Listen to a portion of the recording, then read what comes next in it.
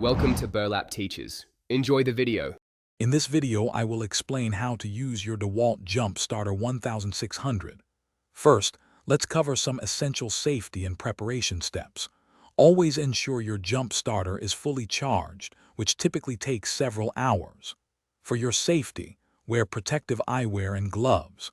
Park your vehicle on a flat surface and firmly engage the parking brake. Finally, turn off all vehicle lights and accessories before proceeding. Now, let's connect the cables correctly. Take the red positive clamp and securely attach it to your vehicle's positive battery terminal, marked with a plus sign. Next, connect the black negative clamp to a clean, unpainted metal part of the engine block, away from the battery. It is crucial not to connect the black clamp directly to the negative battery terminal. Double-check that all connections are firm and clear. With the cables connected, it is time to start your engine. Go back to your Dewalt Jump Starter and turn on its power switch. Now, attempt to start your vehicle, but do not crank the engine for more than 5 seconds at a time.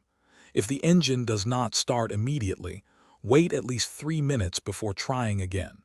This prevents overheating and potential damage to the starter motor. Congratulations, your vehicle should now be running. The disconnection process is just as important. First, remove the black negative clamp from the engine block. Then, disconnect the red positive clamp from the battery terminal.